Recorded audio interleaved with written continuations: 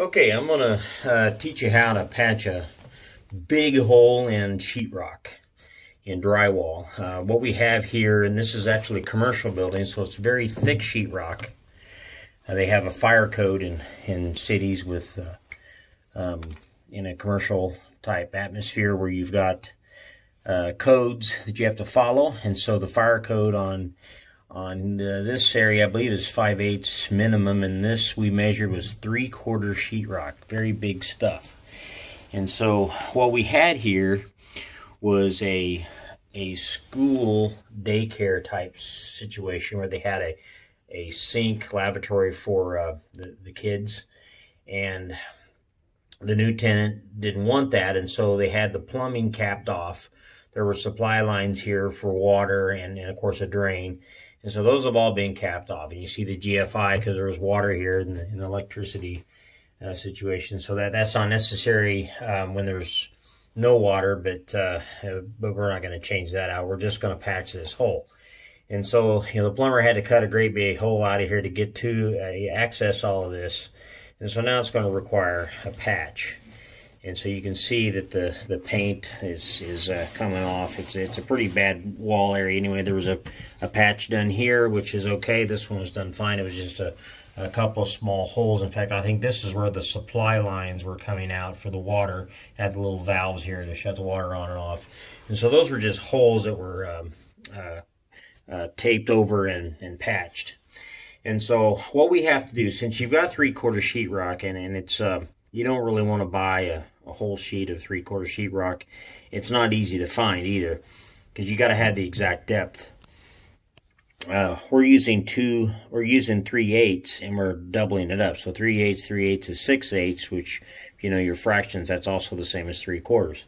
So we're putting two 3/8 back to back to make the 3/4, and we'll actually make us a rectangle hole.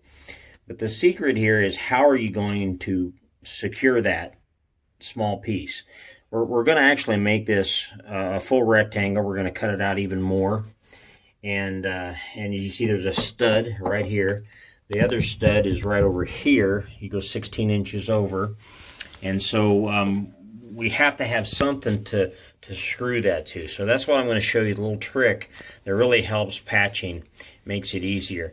And of course, and again, I've said this in my other videos, there's ways of doing this. There'll be contractors will say, the easiest way is to take the full panel off and get other sheetrock and put it on correctly, and then you just got a one area to patch. Well, that may be true, but we don't have all that extra sheetrock laying around or drywall laying around. We especially don't have 3/4. And I don't think that it's easy to find. I think you've got to go through a contracting service to find that thickness. I don't think your Home Depot or Lowe's sells 3/4. If they do, I'm not aware of it. But what the thing is that, on hand, we had 3/8 and we had some 1/2 inch. And so we knew that we could make two, doubling up 3/8 would make it work. So what I'm going to do now is get the area prepared. I'm going to show you how to prepare it to have something to mount your drywall patch to. Take this electrical plate off, and of course you want to flip the breaker on this so you don't have service to this outlet, to this receptacle, and so that way there's no danger of electrical shock. You can see that it has the commercial type box back in behind it, so we do need to be careful right here. If you got a little drywall saw, you can go in here and cut out around it. And I think what we're going to do is, since we can probably go right up against this with our other piece, we're just going to go straight up the wall in this fashion from this and cut it out and down along this stud. And you see there's an old drywall screw. We need to get rid of that and come down here and then go across to where it's a full rectangle and it's easy to cut out and trim. Okay, and so that's what I'm going to do now. I'm going to go get my small saw to cut out here around the electricity, because I don't want any power around this conduit. If you have live wires in here and you start using a power saw of some sort, like a reciprocating saw, and you get into that conduit, you're not gonna be having a very good day. And so it's better to use one by hand, that you can really take your time and cut it out correctly, and so you're not messing anything up. Okay. Okay, so I got some supplies here. These are actually some just scrap 1x lumber that we had laying around. You see it's got glue on it from where it was attached to cardboard, and that's fine. It doesn't matter, because what we're using it for, there's no big problem with that, because it's going to help us out. There's going to be no problem at all having the glue and paper on there. It's a little drywall saw. Some people call it a keyhole saw. You can actually poke through sheetrock with a sharp point end. Utility knife for cutting if we need it. This is tape, patching tape, or some people call it seam tape, and joint tape, where you put it in the joints of your drywall. It's actually adhesive. It's sticky on the back, so it sticks right on just like tape.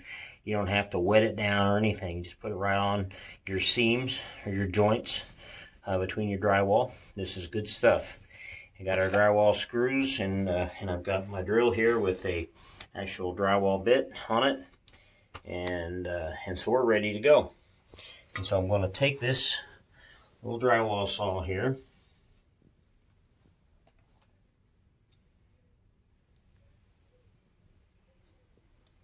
and I'm going to go in, and this is the area, remember, we're in an area of electricity, so we need to be careful.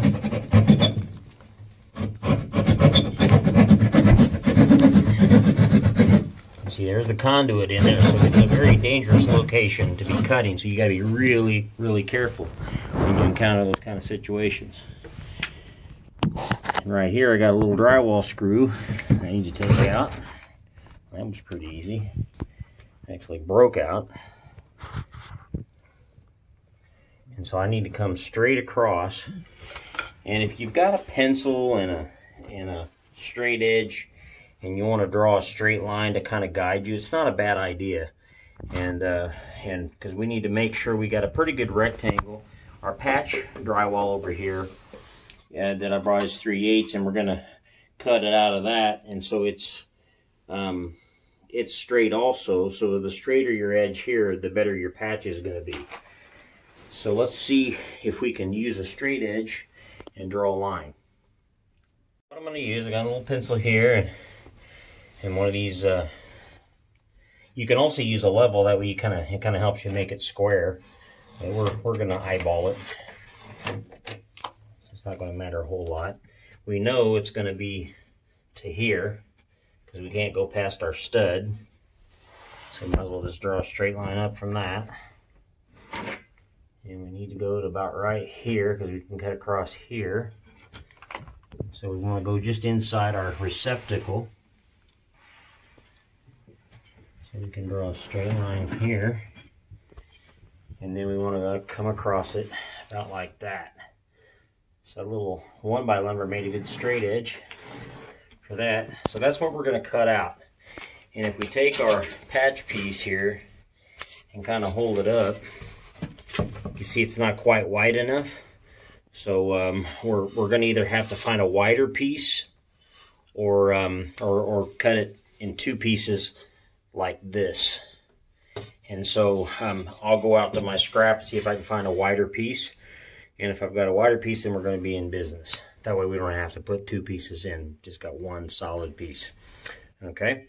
All right, so now it's time to cut this out. So I won't bore you with that process. It's pretty easy going just to use a saw.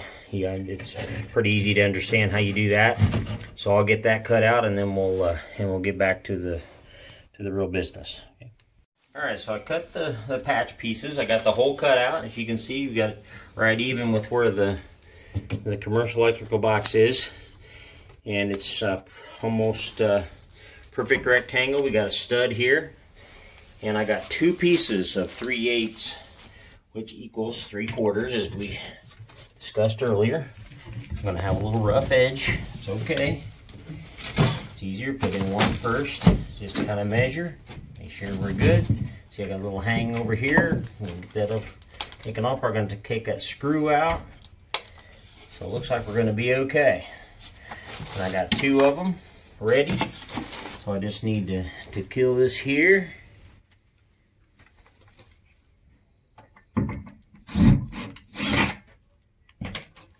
Alright. I think we got it. I have another screw here to tend with, we'll see. But so now, our challenge is going to be, what do we screw these patch pieces to with our drywall screws? So we need to attach them to something. And so what I'm going to do is I found, again, these scrap pieces of 1x lumber. This is actually perfect. We're going to attach this. I'm going to go up inside the drywall, and this is down inside the drywall. I'm going to attach it to the stud. And then what I'm going to do is I'm going to put another piece in this way, crossways, 2 places. So we have 2 places that are really firm that allow us to attach the drywall patch pieces that we made. So this is going to help with our one side here, and then we'll be able to put the other pieces in on the other side. So let me go ahead and get those done, and we'll go from there. Okay, so you see I kind of set these pieces of 1x lumber back inside. This one, it might be a better idea to use like a brad nailer if you've got a little pneumatic nailer. I do, I just don't have it with me. And so I used some drywall screws to attach it to the stud. And as you can see, it's split, but I was just very careful. So we still got, it's very firm, something that'll hold the sheetrock in place, the patch pieces. But these, what I'm going to do is I'm going to kind of put my hand back here and hold it tight, and I'm going to put 1 screw on each end to hold them in.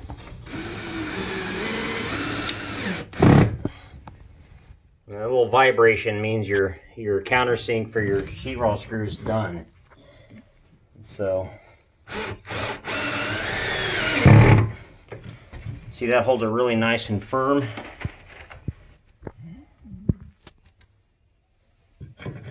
And it gives us 3 pieces of backing for our patches. Something firm to nail to. I'll pull it over as far as I can. Oops. Over anxious there. So that's ready, and this is ready. So now we're ready to attach our patch pieces.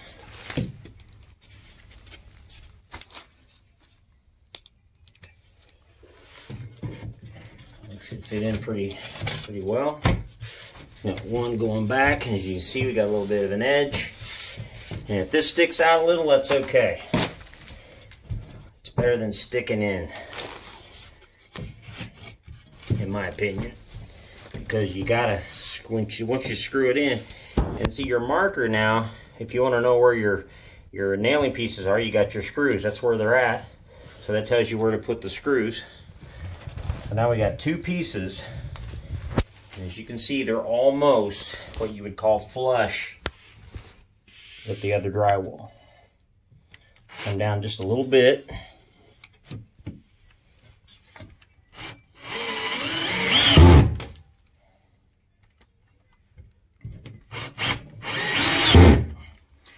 And we got our little nailer piece over here. It's not very wide, but I'm going to put 1 in. Slowly. Got another one here on this side.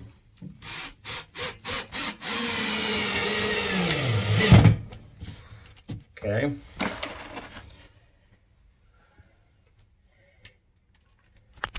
Kind of got your line here. I'm going to put one in right here. Put your line up.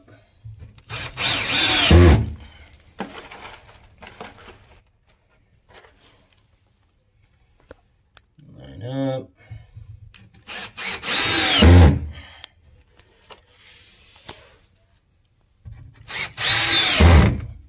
There we go. So that's a pretty good patch. As you can see down here below the electrical outlet, we had a little chunk that broke off. That's not going to be a problem because we're going to put tape across here, our joint tape. And so we can, what I like to use is a little drywall knife, utility knife, to cut this stuff with. Just run it across, just like that. And you can see we got a little bit of a lip. That's okay. We're going to cut this out here. That little lip's okay. We're going to fill that with drywall compound. And we're going to put another one at the bottom to give it a little bit more strength, so the compound will stay in. Oops. That's what happens when you don't cut it correctly.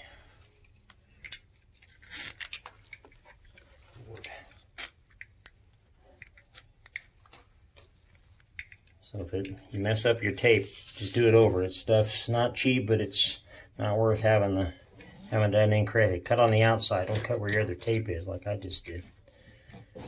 See, sometimes making mistakes will teach you other things too, right? So there we got that. We're going to need some up here. We really don't need anything here. If you look at your plate and where it covers, well, maybe we do need a little there. As you can see, your plate's not going to cover the crack. And so we're going to have to put some tape all the way down. And I'd go all the way to your other tape. See, that's a pretty smooth surface right there. I'll cut that off. Pretty smooth surface here too. Just a little bit of a lip. But I am going to go ahead and put one more across just for strength.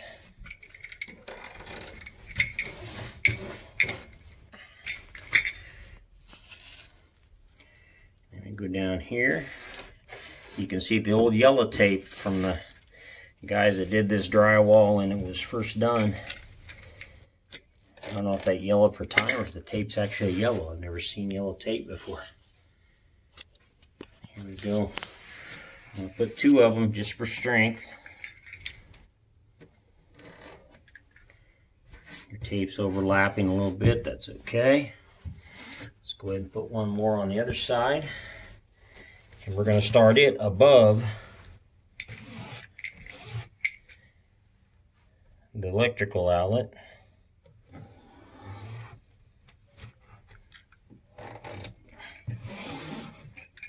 Okay, so that's a pretty good patch. About as good as it gets with what you got to work with. And you got a plumber or somebody that comes in and leaves a big ugly hole like that for you, you're going to have to get creative. And that should show you what you need to do to patch a hole. So now what we're going to do is do the compound, and like what was done over here.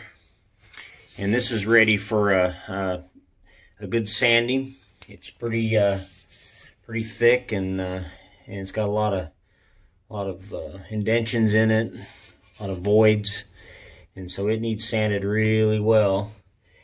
But as you can see, the drywall job and the paint job before is not that good.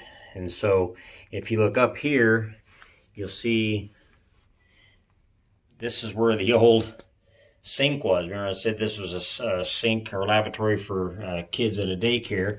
Just where the backsplash went up. And so there's going to have to be some work done here anyway.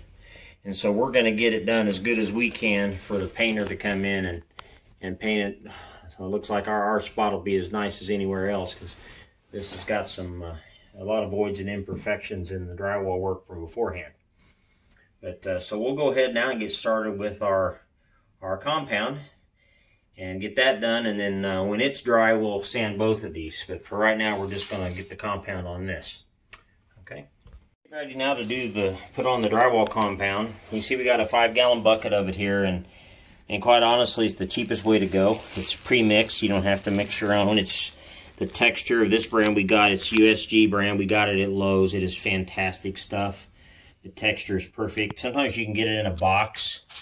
It's in a bag, and I've never had good luck with that stuff unless it's the same brand, I guess. But we bought some other that had bubbles in it, and you got to mix it on your mortar board and get all those bubbles worked out. It's extra work. It might be a little cheaper, but you know, you pay for your time is the way I look. This stuff's ready to go. It's not that expensive. Now, drywall knives are a dime a dozen. There's some that are very expensive and there's some that are very cheap. These are very cheap. And if you're any kind of artist at all, you should be able to use these just fine. As you can see, we've got, this one I think came from a different set. These we bought together. They're 3 different sizes. And the reason of that is because when you do drywall joints, you put on one coat first with your narrower knife, and you get it really smooth, and then you let it dry, and then you sand it. It needs about 24 hours. So this is a 3-day job because you got to let your compound dry. And I mean, you could put like a fan on it and let it, and the fan would dry it quicker. But it may crack if it dries quicker. You need to let it time dry, in my opinion. And so you put your first coat on with your narrower knife. You sand it smooth, and then you come back the next day and you put a wider strip across and let it dry, and then you sand it smooth, and then you come in the next day and you put an even wider strip across. And what that does is it gives you instead of a short mound, which you can see in your painting, you've got a lot smaller hill, if you want to call it that, or a mound of it's not as steep a slope. Because if you see where you've compounded before, and if it's just a little mound where you covered like a screw or something, then you're going to see that when you paint. But if you've got a really slow incline that goes over the whole area, you're not going to see it. And that's really the ideal patch. And so now, as you can see here, that these 2 knives here got cleaned really well. This one's pretty good too. You don't want any dry compound on your knives. This one has dry compound on it. We're not going to use that. It needs to be taken in. And it's much easier when these things are wet to clean them off with hot water than it is to wait till they're dry. It's really difficult. You can try to scrape it off and look at the trouble you've got. You need to go in and put that under hot water and get that cleaned off. So we're not going to use that knife. We're just going to use these 3, and this should get us by for today.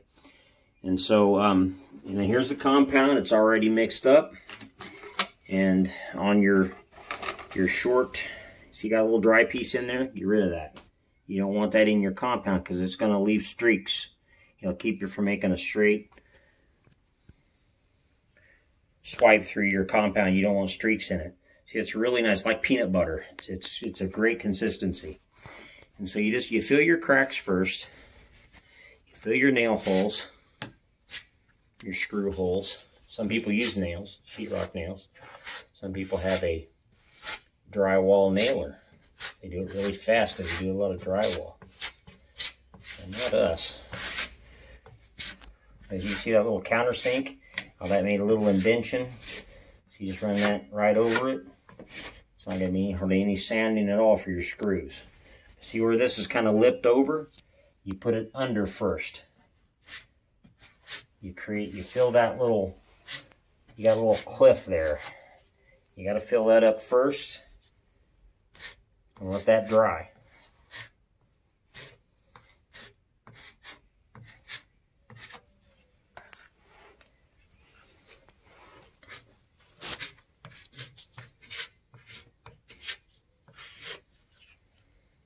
Your little small knife is perfect for that, or not such a wide knife anyway. To just get your small areas filled in first.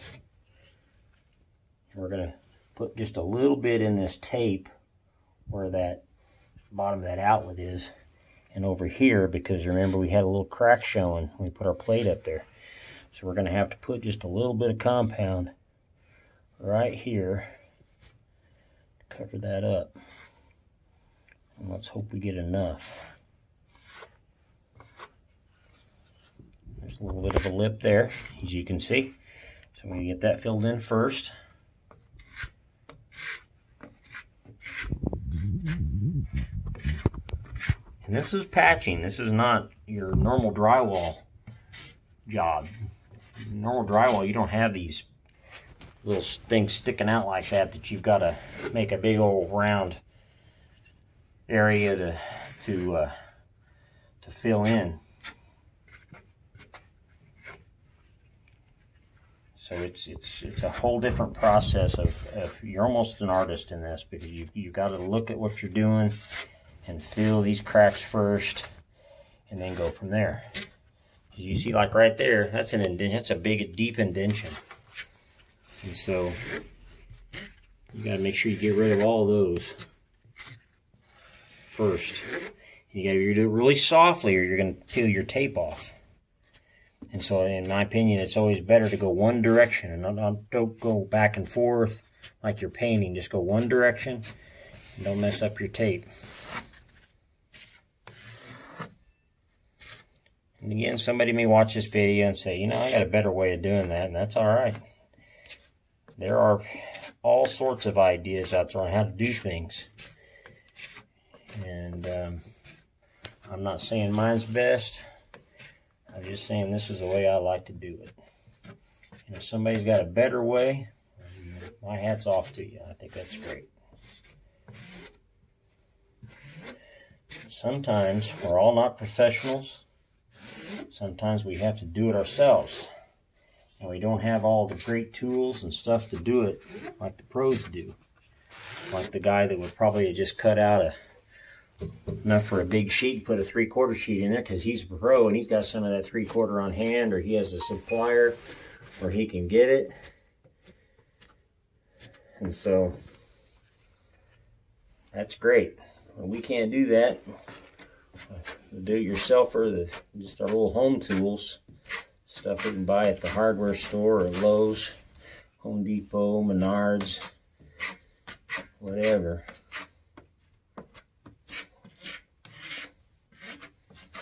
That's pretty flush right there. Looks pretty good. So we're going to be able to cover that real well. But these little lips will take some time and effort to get them covered up.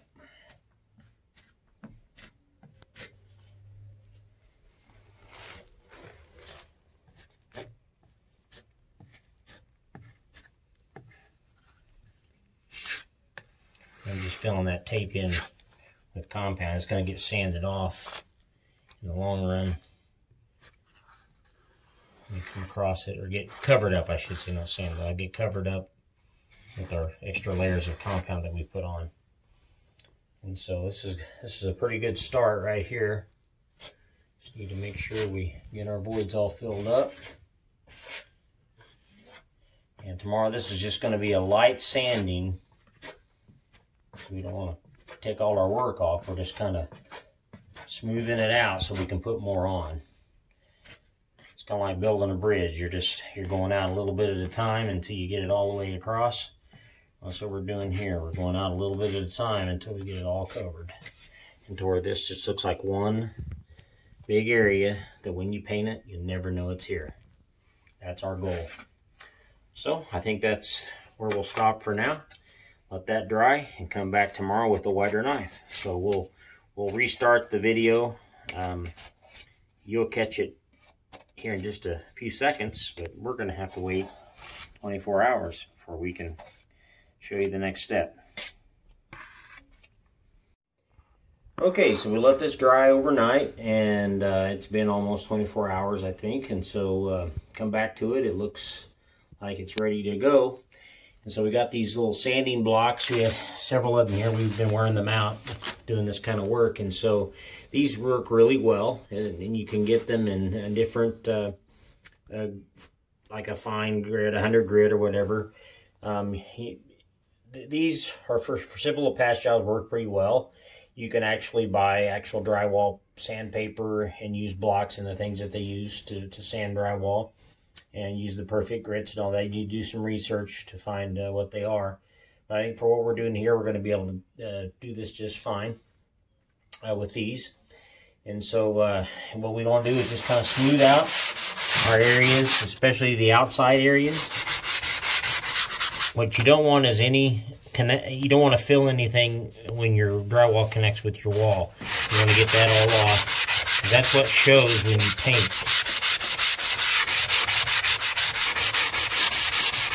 Because right here is where we have our little lip, and that's what we're going to fill in more. We just want to sand it smooth so we can kind of see what we're doing.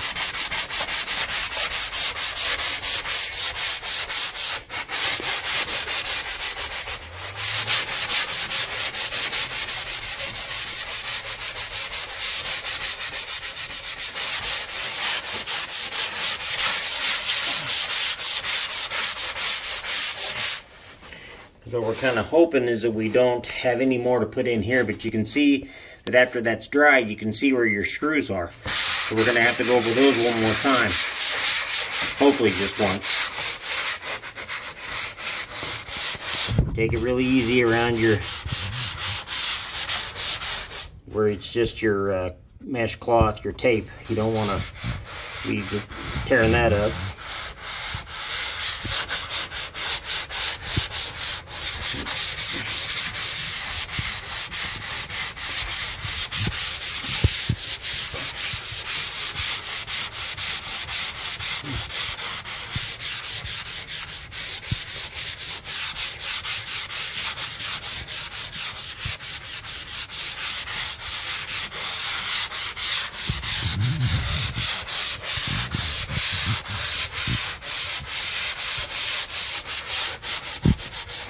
Okay, so got that kind of roughed up a little bit, and we can come back in here with our next level of compound.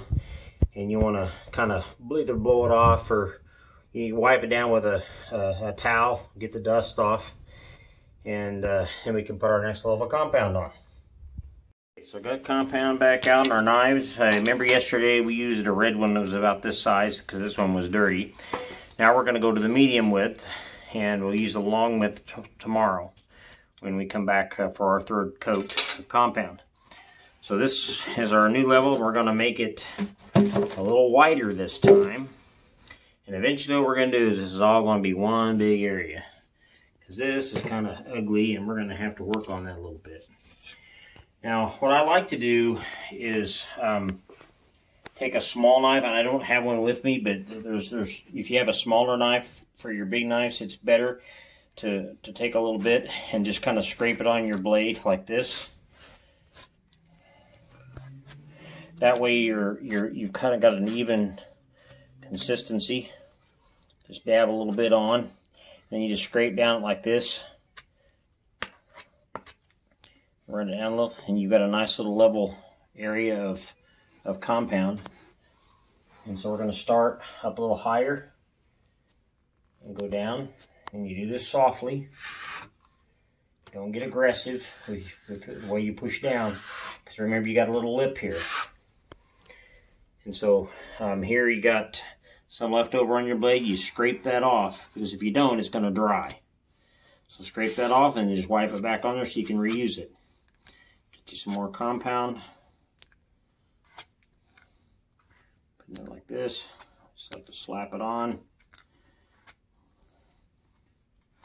And just scrape down. One more time. So you got kind of a nice level, even amount. Start back up here. Go down softly. So you're filling in that lip. I just went over it softly. I'm not scraping very hard.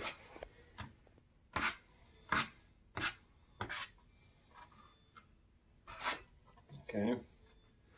Same over here.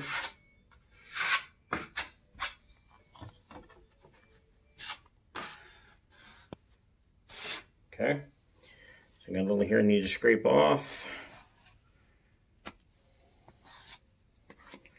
Back on.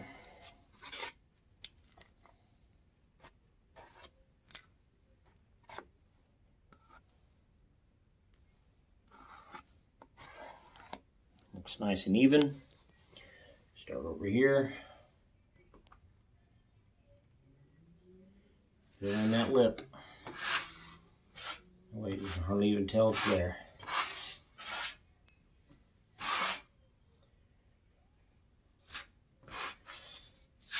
It's going to get kind of challenging on this side because we got to even it out here. We got to fill in this area. It's kind of sticking up. And so that's going to be a little more challenging. So scrape off reapply. So this on there. I need to scrape off our other knife too. We don't want it to get dry either. This is a really good compound, really good consistency. It works so nice. It's my absolute favorite.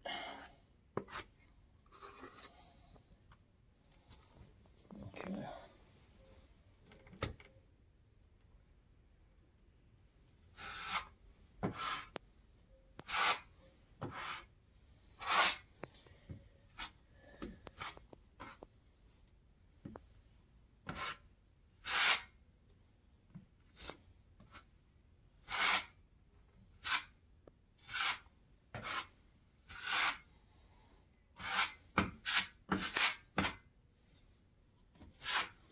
Okay, scrape this off.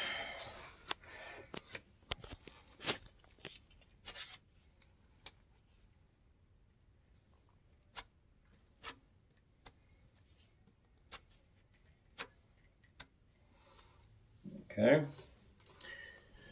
it's kind of ugly right here. Just kind of go down, I guess, and try to go around this electrical outlet. I'm trying to make it even. This might be a little more complicated than we think, because we don't want to make a mess. Actually, I may use the small knife to kind of get some filler in there really quick. And if you don't press too hard, you're going to be okay with the smaller knife. Just don't press too hard. Kind of get it in there and apply it, and then you can go over it with your bigger knife later. So you can see our lip there, or maybe I hope you can in the video.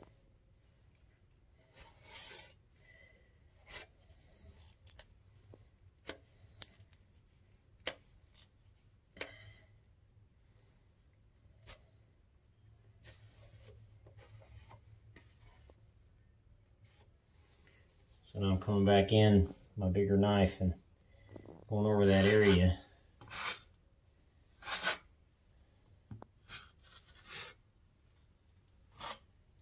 Okay.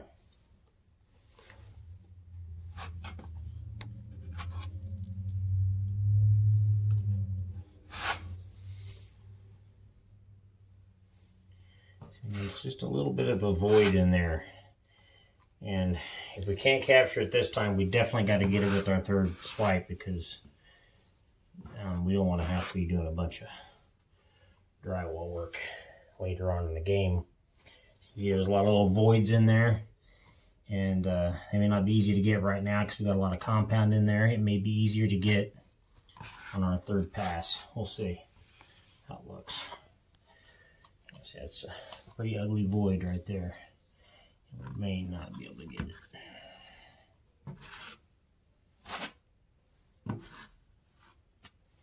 Okay.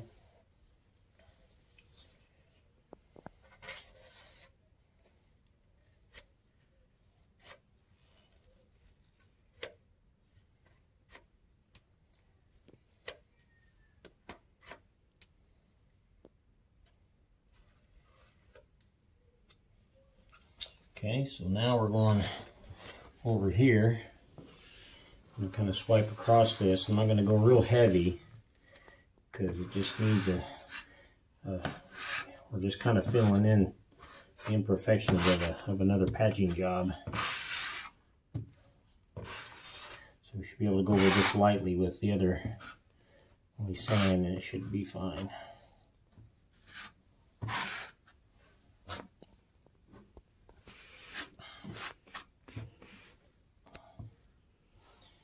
Just remember, I'm gliding this over very lightly. I'm not pressing really hard because I don't want to create streaks.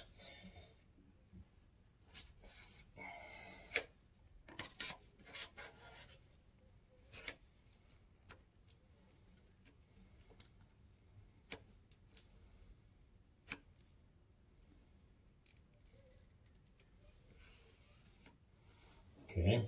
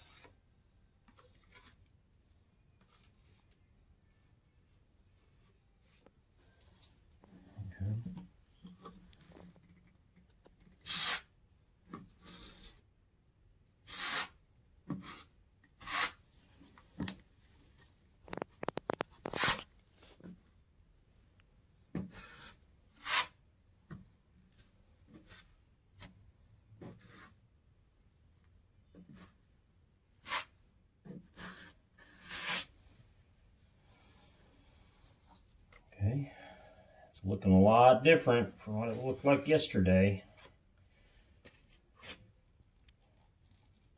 The more you do this, the more you get the feel for how it's going to look later, just by the way you're leaving your compound after it dries or when it's still wet. You understand it a lot better. Not much of a lip here. You may recall that we got this pretty even.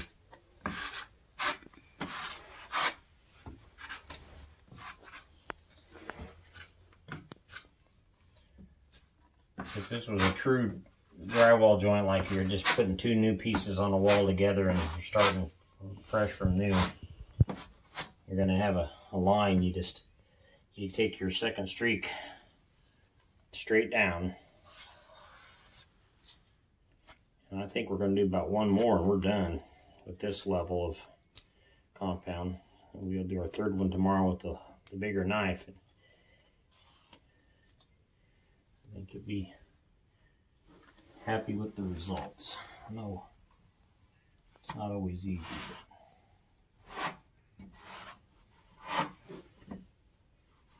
see, it's got another little fine coat on here, going over very lightly with it, smoothing it out. There's no lip at all.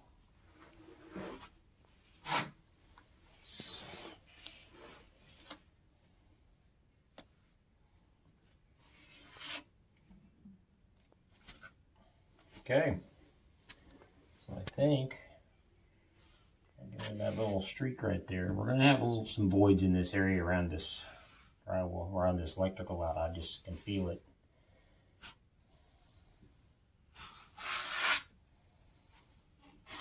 Okay, so there we go. That's round two.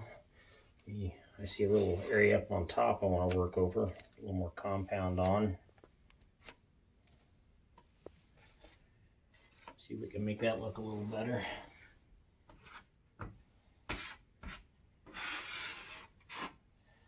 There we go.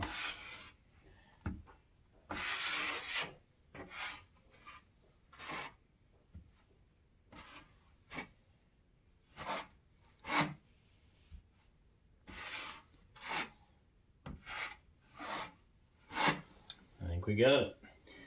That's pretty good for right now. Get a little place down here. You just kind of look over and see if you got any voids or that you can fill. It's easier to do now than when it's dry. Okay.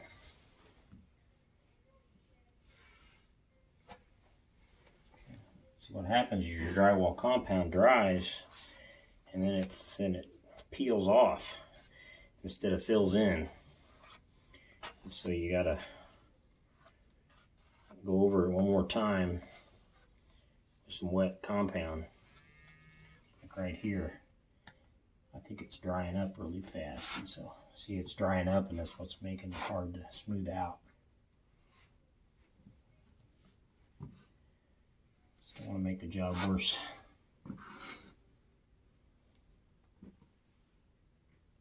Okay.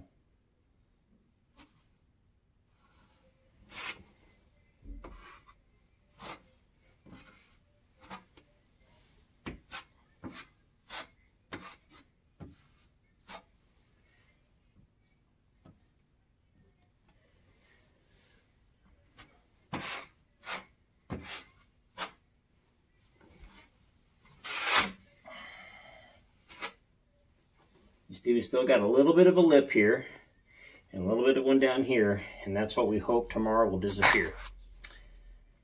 So there we have our second compound application, and we'll let this dry overnight and come back tomorrow, wrap it up.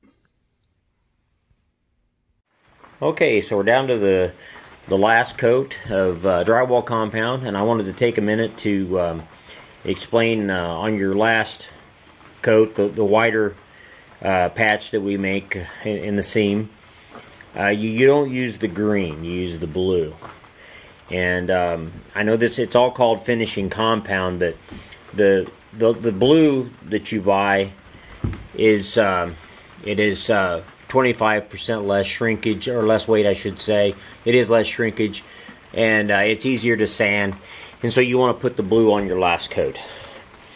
So when you do you remember the three drywall knives, you know, one is narrow, one is medium, and one is wider. The wider one you make, that's the wider swath that you make on your seam, you want to use the blue. So when you buy drywall compound, and you can buy them in small buckets, they make a lot smaller bucket than the 5 gallon. You know, it says 4.5 gallon, but it's like a gallon bucket, I think. And you can buy one in green and one in blue and have them for your patch. And it works great. It's a lot less sanding, and it's a lot smoother finish on your last coat. And so that should do it. So you put this on your last coat, and hope this was a helpful video to make for a patching option. I know, like I say, there's others out there. There's other ways of doing it. But sometimes a do-it-yourselfer needs shorter steps, less expensive steps. And this stuff, sometimes you can use stuff that's just laying around, like we just showed you, how to take some shortcuts and make it less expensive for you. So good luck with all your projects in the future. See you down the road.